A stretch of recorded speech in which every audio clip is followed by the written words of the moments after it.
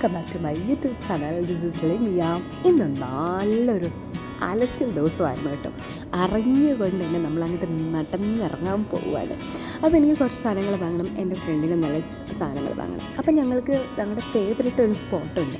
അപ്പോൾ നമുക്ക് അതിൽ നിന്ന് ഒരു ചായ കുടിച്ചിട്ടായിരുന്നു ഞങ്ങൾ രണ്ടുപേരും തുടങ്ങുന്നത്.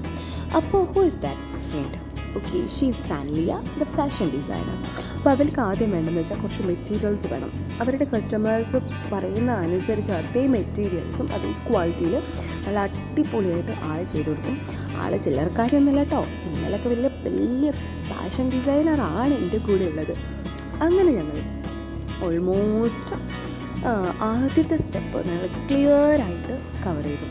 ഞങ്ങളുടെ ഇന്നത്തെ ഒരു പ്രത്യേകത എന്താണെന്ന് വെച്ചിട്ടുണ്ടെങ്കിൽ, നമുക്കൊരു സ്റ്റാർട്ടിങ് വേണമെങ്കിലും എപ്പോഴും നമ്മൾ മൈൻഡിൽ പ്ലാൻ ചെയ്യുന്നത് മാത്രം അങ്ങോട്ട് നടക്കില്ല. അപ്പോൾ എന്താണെന്ന് വെച്ചാൽ ആളെ കൊണ്ട് ഞാൻ ഇന്നലെ തന്നെ അവൾക്ക് വേണ്ടത് എന്തൊക്കെയാണ് ചെയ്യേണ്ടതെന്നുള്ളത് പ്രോപ്പറായിട്ട് ഒരു ഡയറിയിൽ എഴുതിച്ചു. അങ്ങനെ ഞങ്ങൾ ആ ചായ കുടിക്കുന്ന സമയം കൊണ്ട് ഈ ഡയറിക്കകത്ത് ഇരുന്നിട്ട് കണ്ടുപിടിച്ചു. ഫസ്റ്റ് നമ്മളെവിടെ പോകും, എത്ര ദൂരത്തിലാണുള്ളത്, അപ്പോൾ എവിടെ നിന്ന് തുടങ്ങും എന്നുള്ള ഡീറ്റെയിൽസ് മൊത്തം നോക്കിയിട്ടായിരുന്നു തുടക്കം.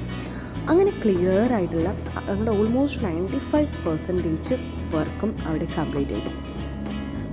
ആളുടെ കൂടെയാണ് ഞാൻ പോകുന്നത്. അപ്പം ആൾക്ക് ഈ ബ്രോഡ്വേയിൽ മാത്രമല്ല കേട്ടോ, ഓൾമോസ്റ്റ് കൊച്ചിയിൽ അറിയാത്ത സ്ഥലങ്ങൾ ഭയങ്കര കുറവായിരുന്നു. നല്ല ക്വാളിറ്റി ഫുഡ് കിട്ടുന്നതും അതേപോലെ തന്നെ ക്വാളിറ്റി പ്രൊഡക്റ്റ് കിട്ടുന്നതും അത്യാവശ്യം നമുക്ക് അഫോർഡബിൾ റേറ്റിൽ കിട്ടുന്ന സ്ഥലത്തൊക്കെ ആൾ കൊണ്ടുപോയി.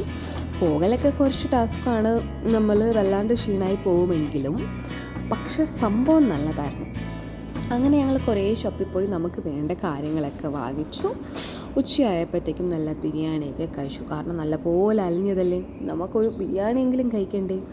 പിന്നെ കൊച്ചിയിലെ ചൂട് അത് ഭയങ്കര വിഷയമാണ് കേട്ടോ. ഞാൻ എന്താ പറയുന്നത്, എൻ്റെ ഒരു ബോഡി അങ്ങനെ ഭയങ്കര ചൂട് ഭയങ്കരമായിട്ടും എനിക്ക് പ്രശ്നമാണ്. പക്ഷേ അഡ്ജസ്റ്റ് ചെയ്ത് പോകും. പക്ഷേ ഞാൻ ഇവിടെ ഏറ്റവും കൂടുതൽ നിന്നതും കൊച്ചിയിലാണ്. ആ ഒരു സമയത്തെക്കാട്ടിലും നമുക്ക് തോന്നുന്നു ഓരോ ഇയർ കൂടുമ്പോഴത്തേക്കും നമ്മുടെ ഒരു ജോഗ്രഫിക്കൽ ക്ലൈമാറ്റിക് സ്ട്രക്ചർ അനുസരിച്ച് ചൂട് കൂടി വരികയാണ്, ഭയങ്കരമായിട്ടും കൂടി വരുവാണ്. ഓരോ ദിവസം കൂടുന്നതോളും പൊല്യൂഷൻ കൂടുകയാണ്, എല്ലാം കൂടുകയാണ്. അങ്ങനെ ഞാൻ സെൻട്രൽ സ്ക്വയറിൽ ഞങ്ങൾ നെക്സ്റ്റ് പോയപ്പോഴത്തേക്കും നോട്ടീസ് ചെയ്തൊരു കാര്യമായിരുന്നു കേട്ടോ, ആ ദൃശ്യത്തിൻ്റെ ബുക്ക്. നമ്മൾ മൂവി കണ്ടിട്ടുണ്ടെങ്കിൽ ഇങ്ങനെ ഒരു ബുക്ക് ഉള്ള കാര്യം അത്രയും എനിക്ക് അറിയത്തുണ്ടായിരുന്നില്ല. അപ്പോൾ എനിക്ക് സന്തോഷമായി കണ്ടപ്പോൾ. അതൊക്കെ കഴിഞ്ഞു ഞാൻ തിരിച്ചു പോകണം. ആളങ്ങോട്ട് പോയി, ഞാൻ മെട്രോ എടുത്തു, അവളെ ഊബർ എടുത്തു. രണ്ടുപേരും രണ്ട് വഴിക്ക് തിരിഞ്ഞു.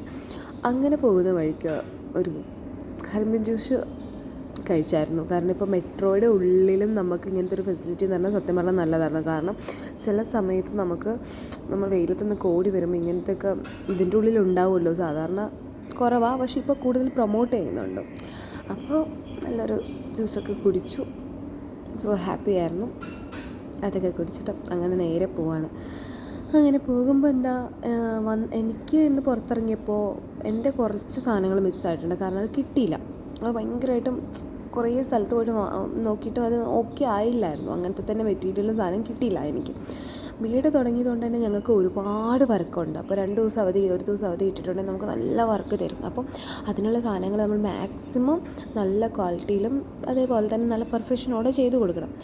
അങ്ങനെ എനിക്ക് കിട്ടിയ സാധനങ്ങളൊക്കെ ആയിട്ട് ഞാൻ നേരെ ഹോസ്റ്റലിലേക്ക് പോയി. ഇതാണ് എൻ്റെ വിശാലമായ ഹോസ്റ്റൽ. ഞങ്ങളങ്ങനെ കുറച്ച് സ്ട്രിക്റ്റൊക്കെയാണ്, ഇത് ടൈമിങ്ങിനുള്ളിലൊക്കെ കയറണം. അങ്ങനെ വന്നു കുളിച്ച് പടി റെസ്റ്റ് ചെയ്യാനൊന്നും ഇരിക്കാനുള്ള സമയം ഉണ്ടായിരുന്നില്ല. അടുത്ത പരിപാടി എഴുതി ഞാനൊരു വലിയൊരു എഴുത്തുകാരിയാകും. അങ്ങനെ എഴുത്തും